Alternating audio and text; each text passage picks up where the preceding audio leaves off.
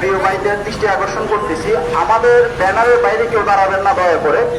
আমাদের যথেষ্ট লোকজন আসছে, আমরা মিছিলটা একটু বড় করার চেষ্টা করি। সামনে দাঁড়াইতে হবে এমন কোনো বাধ্যবাধকতা নাই আমাদের। আমরা হাদিবের জন্য আসছি, হাদিবের হত্যার প্রতিবাদ করতে আসছি।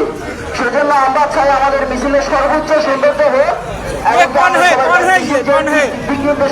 আমরা সেই দিক দেশনা মেরে মিছিলটা করবো ইনশাল্লাহ। যারা ব্যানারের বাইরে যারা সামনে সারিতে দাঁড়াইছেন তারা দয়া করে পিছনের দিকে চলে আসেন, আস্তে আস্তে দয়া করে পিছনের দিকে চলে আসেন। সবাই একটু পিছনের দিকে চলে আসেন, তার পেছনে আনুগত্য করার চেষ্টা করেন। সবাইকে অসংখ্য ধন্যবাদ। সবাই কাতারবদ্ধ হন, হাতে হাত ধরুন। প্রথমত যে হাদি ভাই রক্ত দিয়ে শহীদ হয়েছে, কিন্তু আপনাদের গলার মধ্যে কোনো জোর দেখতেছি না। দয়া করে প্রত্যেকেই আওয়াজ করবেন। হাদি ভাই রক্ত দিয়েছে, আপনি কি গলার সুর উঁচু করে কথা বলতে পারবেন না? প্রত্যেকে এমন ভাবে গলা সুর উঁচু করবেন যেন চট্টগ্রাম বাজার প্রকম্পিত হয়। একজন লোক চুপ থাকবেন না, আওয়াজ এমন আওয়াজ হবে চট্টগ্রামের মাটি যেন এখান থেকে কেঁপে ওঠে। এটা মনে রাখবেন, হাদি ভাই রক্ত দিয়েছে, আমরা গলা আওয়াজ তুলে ধরবো।